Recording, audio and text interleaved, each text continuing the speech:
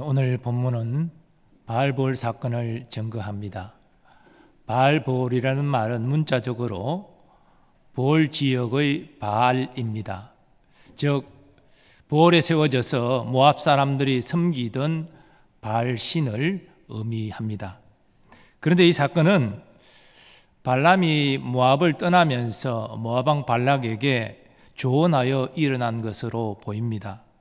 술사 발람은 여러 차례 하나님의 말씀을 받아 예언하는 이 과정을 통해서 하나님의 위대하심을 경험했습니다.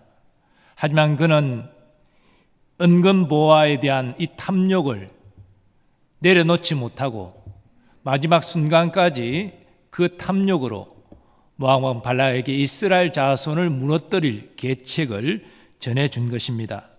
모세는 그 사실을 이스라엘 자손에게 이렇게 말합니다.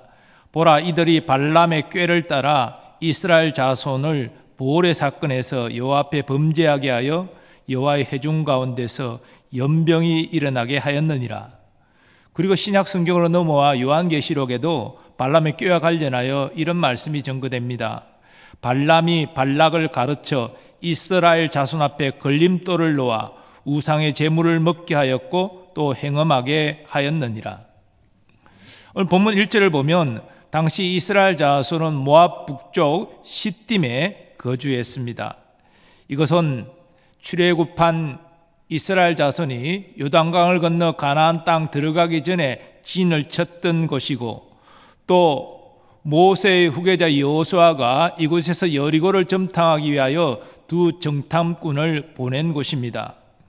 그리고 이곳은 모세가 출애굽한 2세대들에게 율법을 전하는 고별 설교를 한 곳이기도 합니다. 그런데 이 시딤에 머물던 이스라엘 자손이 모압 여인들과 음행하기 시작했습니다. 이것은 술사 발람의 계책에 따라 계획적으로 모압 여자들이 이스라엘 자손을 유혹했기 때문입니다. 그리고 모압 여자들은 바알에게 제사할 때 이스라엘 자손을 초청했습니다. 그래서 이스라엘 자손은 그 바알에게 제사 드리는 자리에 참여했고 그 바알에게 바쳤던 제물을 나누어 바알 앞에서 먹었습니다. 이것이 이스라엘이 바알보올에게 가담한지라는 말씀의 의미입니다. 당연히 여호와 하나님께서 크게 진노하셨습니다. 하나님께서 가장 싫어하시는 것이 하나님이 아닌 다른 신을 섬기는 것이기 때문입니다. 그러므로 진노하신 하나님께서 모세에게 명하십니다. 백성의 수령들을 잡아 태양을 향하여 여호와 앞에 목매어 달라. 그리하면 여호와의 진노가 이스라엘에게서 떠나리라. 모세는 여호와께서 진노하심으로 많은 이스라엘 자손이 죽은 과거의 일을 생각했을 것입니다. 실제로 9절 말씀을 참고하면 하나님의 진노와 하나님의 명령이 주어지는 동시에 이스라엘 자손에게 강한 전염병이 시작되었음을 알 수 있습니다. 그래서 모세는 즉시 여호와의 명령을 수행합니다. 모세가 이스라엘 재판관들에게 이르되 너희는 각각 바알보올에게 가담한 사람들을 죽이라 하니라. 근데 어떤 주석가는 백성의 수령들을 잡으라는 하나님의 말씀을 백성의 수령들을 모으라는 의미로 이해합니다. 문자적으로 이 잡으라는 단어가 모으라는 의미가 있다는 것입니다. 이런 이해가 맞다면 하나님께서 모세에게 모이라 말한 백성의 수령들은 5절에 증거되는 재판관들일 것입니다. 저들이 바알보올에 가담한 자들을 붙잡아 대낮에 목매어 죽이라 이렇게 명하신 것입니다. 하나님께서 이렇게 공개적으로 처형을 명하신 것은 바로 우상 숭배의 죄악이 얼마나 하나님이 미워하시는 것인지, 얼마나 가증한 것인지를 이스라엘 자손에게 뼈저리게 깨닫도록 하기 위함입니다. 그래서 강한 전염병으로 많은 이스라엘 자손이 죽어갔습니다. 또 바알보올에게 가담한 자들은 재판관들에 의하여 목매어 죽임을 당하였습니다. 이 이스라엘 자손의 온 회중이 회막문에 모여 울었습니다. 이것은 저들의 죄를 회개하는 의미로 이해할 수 있습니다. 그런데 많은 이스라엘 자손이 죽고 또 온 회중이 회막문 앞에서 통곡하고 회개하는 이런 와중에 이스라엘 자손 한 사람이 미디안 한 여인을 데리고 자기 장막으로 들어갔습니다. 이것은 그 여인을 자기 장막으로 데리고 와서 음행하기 위한 것임이 분명합니다. 14절에 따르면 미디안 여자를 자기 장막으로 데려온 이스라엘 자손의 이름은 시므리로 시몬 지파의 한 지도자인 살루의 아들이었습니다. 지도층의 자녀가 그와 같은 백주데낫의 음행을 저질렀다는 것이죠. 또 미디안 여인의 이름은 고스비로 수르의 딸인데 수르는 미디안 백성의 한 가문의 수령이었습니다. 그러니까 모압 여인들이 이스라엘 자손을 유혹할 때, 성적으로 유혹할 때 미디안 여인들도 함께 동참했다는 것입니다. 이 아론의 손자요 제사장 엘라살의 아들인 비느하스가 회중 가운데서 일어나서 창을 손에 들고 그 남자의 장막으로 들어가 남자와 여자의 배를 꿰뚫어 죽였습니다. 그러자 이스라엘 자손에게 임한 연병이 그쳤습니다. 오늘 본문 9절은 연병으로 죽은 자의 수가 24,000명이라고 증거합니다. 그만큼 많은 사람이 죽은 것이지요. 자, 그런데 바울은 이 사건을 관련하여 증거하면서 그의 서신서에서 죽은 자의 수가 23,000명이라고 증거합니다. 그들 중에 어떤 사람들이 음행하다가 하루에 23,000명이 죽었나니 우리는 그들과 같이 음행하지 말자. 이러한 이 숫자의 차이 때문에 성경이 하나님의 말씀이 아니다, 인간의 오류가 섞인 그런 기록물에 불과하다, 이렇게 주장하는 사람이 있습니다. 그러나 이것은 사도 바울의 착각이 아닙니다. 랍비 전통에 따라서 그렇게 숫자를 기록한 것입니다. 바울 당시 서기관 악파는 그 당시 연병으로 죽은 자의 수가 23,000명이고 재판관들에 의하여 죽은 숫자가 1,000명으로 합계가 24,000명으로 이해했습니다. 바울은 랍비 가말리알 밑에서 수학했기 때문에 이 서기관의 학파의 전통에 따라서 연병으로 죽은 자 수 23,000명을 기록한 것입니다. 하나님은 비나스의 행동을 이스라엘 자손을 위한 속죄 행위로 이해하십니다. 즉 이스라엘 자손의 죄값을 그 남자와 여자를 죽임으로 이행했다, 하나님의 심판을 이행했다라고 보는 것입니다. 그래서 모세를 통하여 복된 약속을 주십니다. 제사장 아론의 손자 엘라살의 아들 비나스가 내 질투심으로 질투하여 이스라엘 자손 중에서 내 노를 돌이켜서 내 질투심으로 그들을 소멸하지 않게 하였도다. 그러므로 말하라, 내가 그에게 내 평화의 언약을 주리니 그와 그의 후손에게 영원한 제사장 직분의 언약이라. 그가 그의 하나님을 위하여 질투하여 이스라엘 자손을 속죄하였음이니라.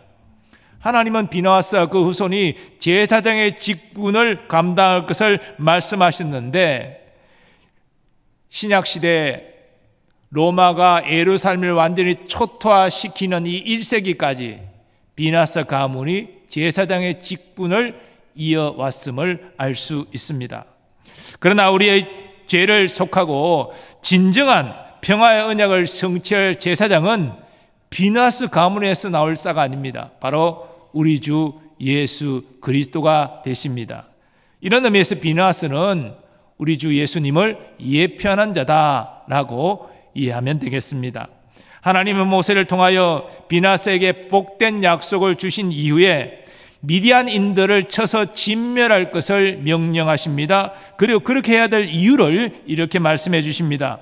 이는 그들이 속임수로 너희를 대적하되 보레일과 미디안 지휘관의 딸 보레일로 연병이 일어난 날에 죽임을 당한 그들의 자매 고스비의 사건으로 너희를 유혹하였음이니라.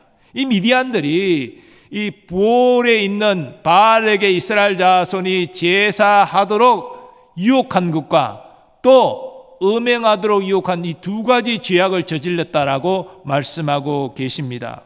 하나님이 주신 이 명령은 모세에게 주어진 마지막 전투 명령이었습니다.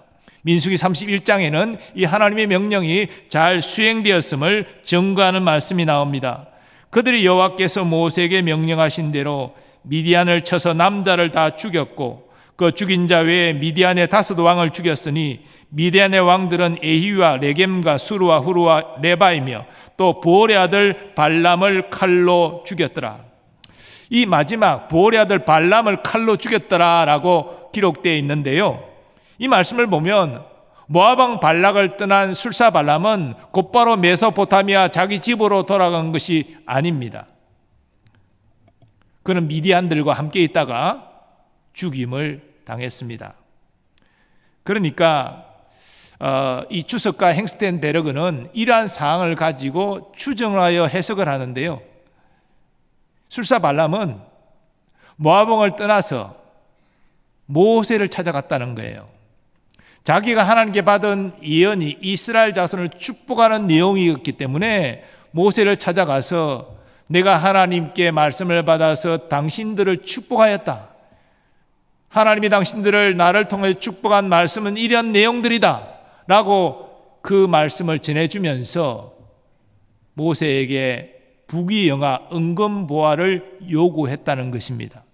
근데 모세는 이런 지하에 이를 거절했다는 것이지요.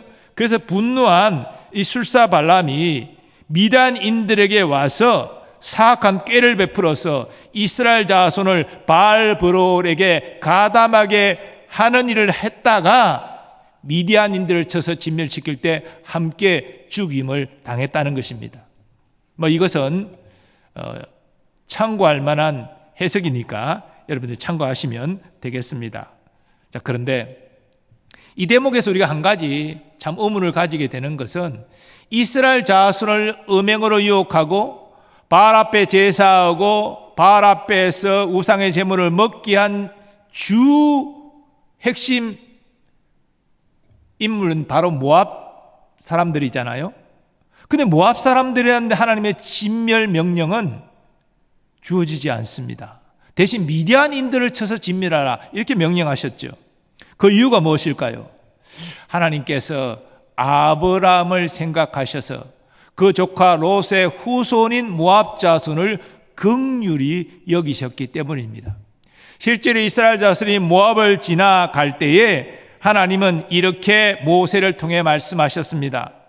모압을 괴롭히지 말라. 그와 싸우지도 말라. 그 땅을 내가 내게 기업으로 주지 아니하리니 이는 내가 롯 자손에게 아르를 기업으로 주었음이니라. 우린 여기서도 하나님의 긍휼을 볼 수가 있습니다. 오늘 바알보올 사건은 참 이스라엘 자손의 역사 가운데 굉장히 수치스러운 그러한 내용입니다. 우리는 오늘 본문에서 하나님께서 우상 숭배의 죄악을 얼마나 가증히 여기시는지를 또 그에 대해서 얼마나 진노하시는지를 깊이 생각해야 됩니다. 성경은 하나님께서 우상 숭배의 죄악을 갚되 아버지로부터 아들에게까지 3, 4대까지 이르게 한다라고 아주 못 박아 규정하고 있습니다. 그만큼 하나님의 진노가 크다는 것이지요. 그리고 오늘 본문에서 우리는 대낮에 목매달아 죽이라는 이러한 공개 처형 명령을 하나님이 내리고 계신 것을 볼 수 있고 그것이 집행된 사실을 확인하게 됩니다. 그리고 사람들이 바알보올에게 제사하고 그 앞에서 우상의 제물을 먹는 이 일에 가담하도록 하는 것을 막지 못한 이스라엘 공동체에도 책임을 물어서 전염병을 내리신 것을 깨닫게 됩니다. 이처럼 하나님은 우상 숭배를 매우 가증히 여기십니다.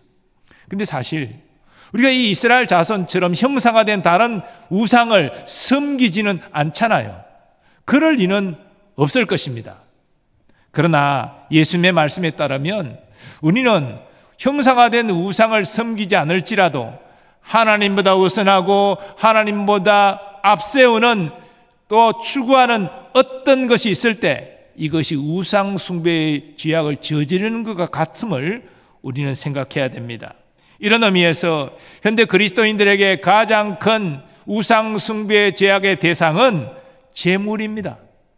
뭐니 해도 돈이 최고라고 세상 사람들은 말하지만 신자도 예외는 아닌 것 같습니다.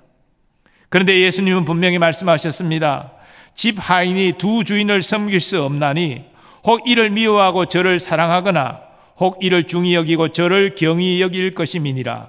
너희는 하나님과 재물을 겸하여 섬길 수 없느니라. 하나님을 우선한다면 재물은 우선이 될 수가 없고요, 재물을 우선한다면 하나님은 후순위가 되잖아요. 그러니 하나님과 재물을 겸하여 섬길 수 없는 것이지요. 재물을 하나님보다 앞세운다면 이것은 우상 숭배의 죄악을 저지르는 것이 된다는 말씀입니다. 사실 우리의 삶에 재물이 필요한 것은 사실이잖아요. 또 주일을 할 때에도 재물이 필요하지 않습니까? 그래서 재물 자체는 악한 것이 아니에요. 우리가 성실하고 정직하게 열심히 일해서 소득을 모으고 재물을 늘리는 것, 하나님이 주시는 복입니다. 문제는 우리는 욕심이 만족할 줄을 모른다는 것이지요. 그래서 돈을 많이 가지면 가질수록 더 욕심을 부리고 또 하나님이 허락하지 않는 불법적인 방법을 통해서라도 더 부를 얻고자 욕심을 낸다는 것입니다.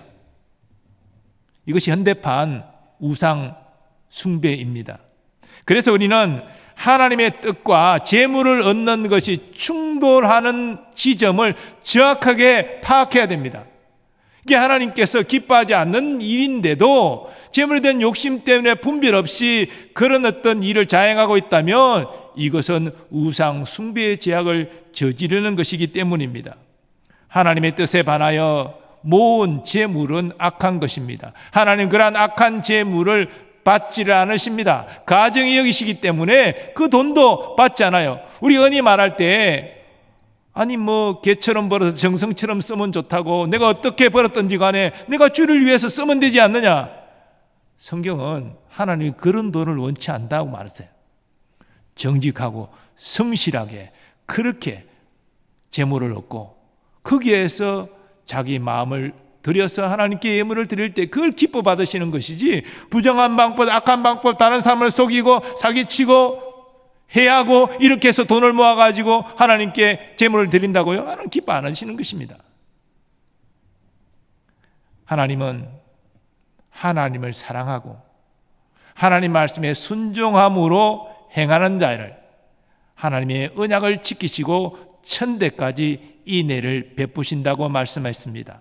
물질 문제에 하나님 앞에 가정이 여기시는 우상 숭배의 죄악을 저지르는 것이 아니라 정직하고 성실하게 행하고 그 대가를 얻은 소득을 하나님께 드림으로 하나님께 기쁨이 되는 우리가 되기를 소원합니다.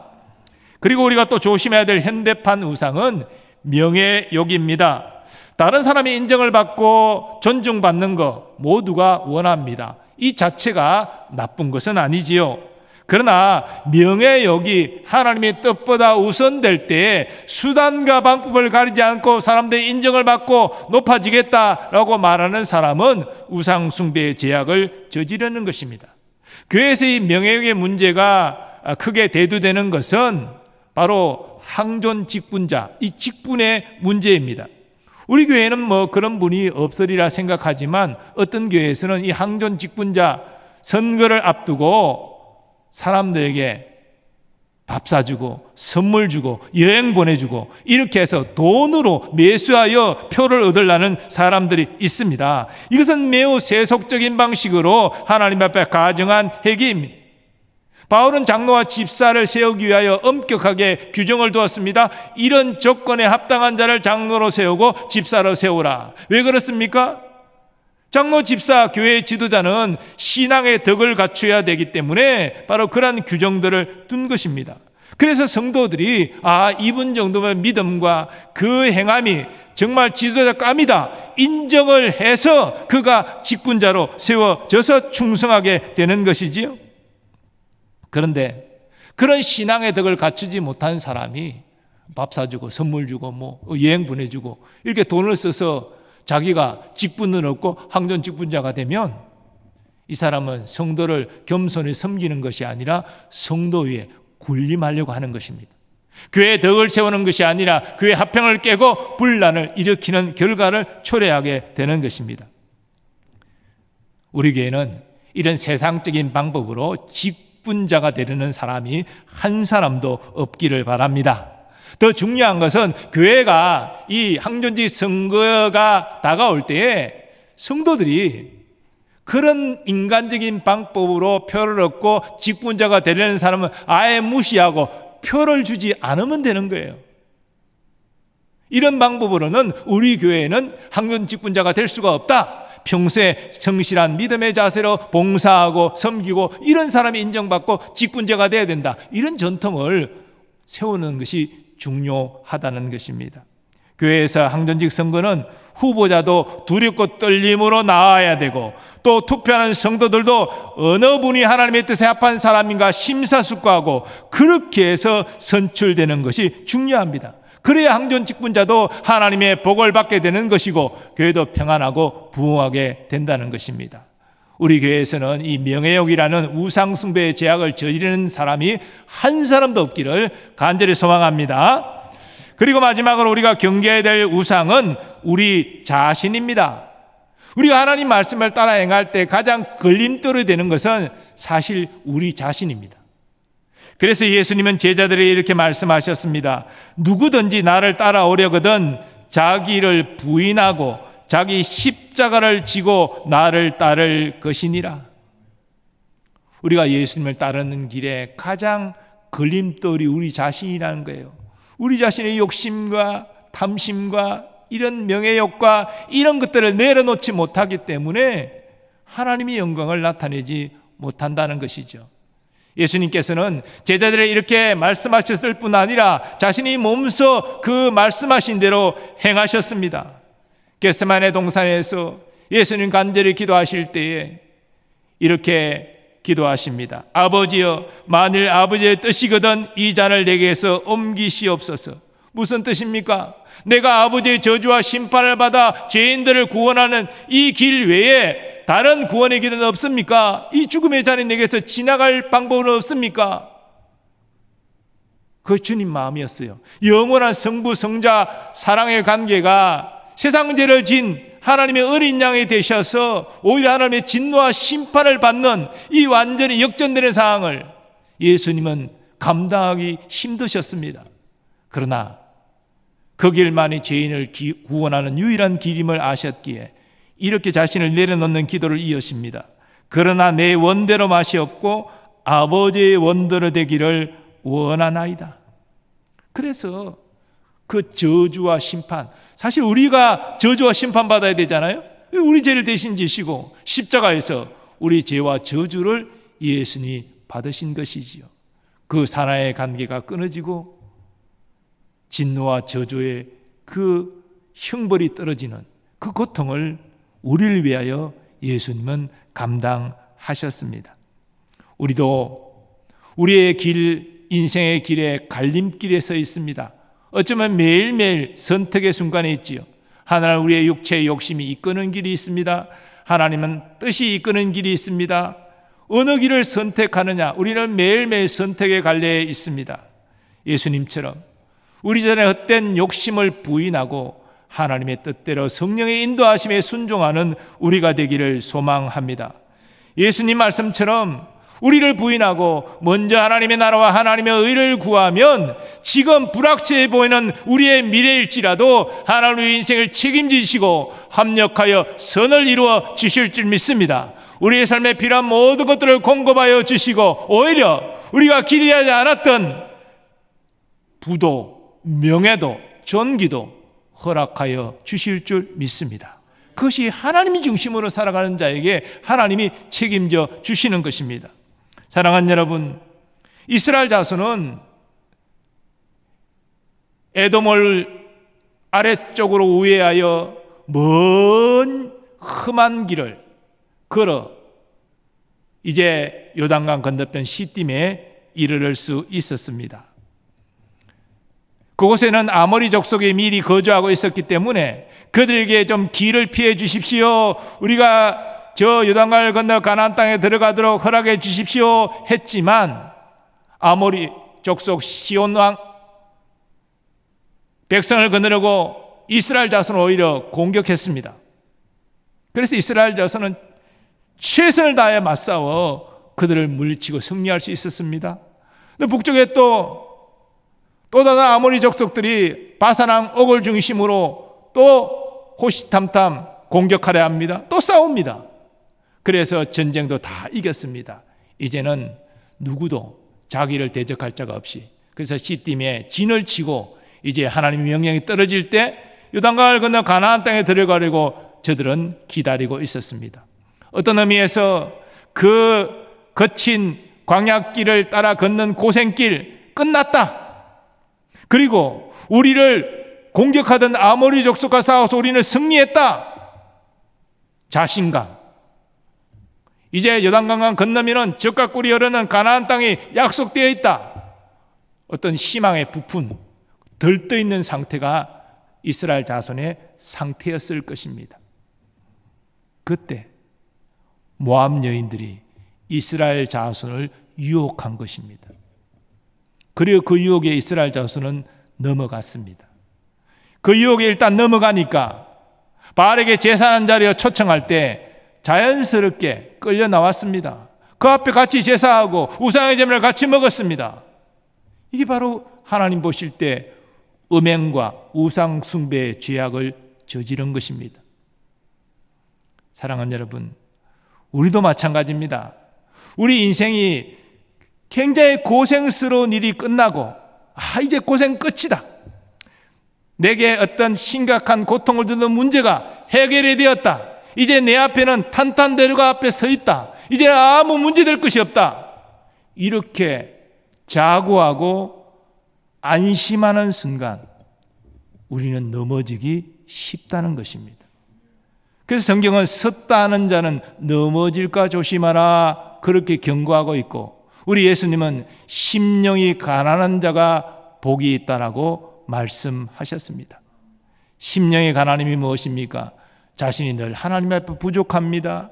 하나님이 나를 도와주셔야 됩니다. 하나님을 의지합니다. 하나님 나를 불쌍히 여겨 주옵소서. 이런 마음을 가진 자가 심령이 가난한 자입니다. 그런 자가 복이 있다는 것이죠. 그런 자가 넘어지지 않는다는 것입니다. 근데 이스라엘 자손은 이제 고생 끝났고 싸움도 승리했고 약속의 땅이 바로 앞에 있고 문제될 것이 아무것도 없다 안심하는 순간 그들은 유혹당했고 우상 숭배의 죄악을 저질렀다는 것입니다.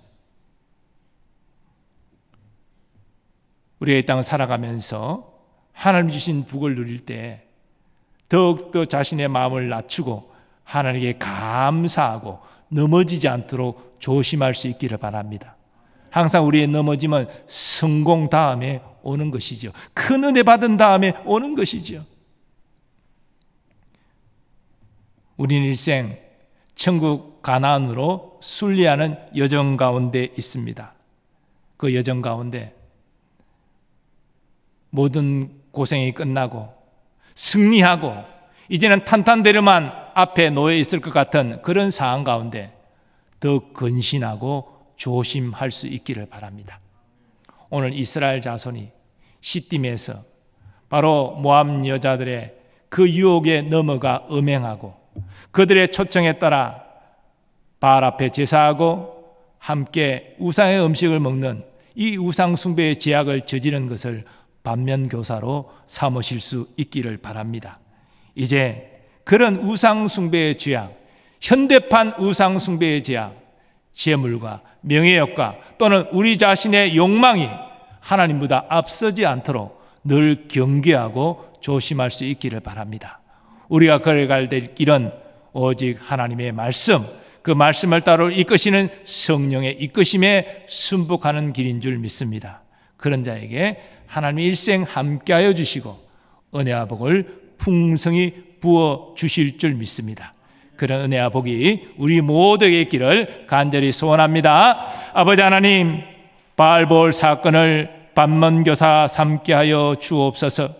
특별히 고통이 끝나고 참으로 좋은 일이 많고 앞으로 탄탄대로가 펼쳐질 것 같은 그런 상황 가운데 자고하지 않도록 조심하도록 우리의 마음을 붙잡게 하여 주옵소서. 끝까지 주님 앞에 겸손한 모습으로 나아가게 하시고 영적으로 말씀과 기도로 깨어있는 삶을 살게 하여 주셔서 언제나 우상 숭배의 제약으로 나아가지 않고 하나님의 말씀과 뜻을 따라 살아가는 복된 인생들이 다 되게 하여 주시옵소서.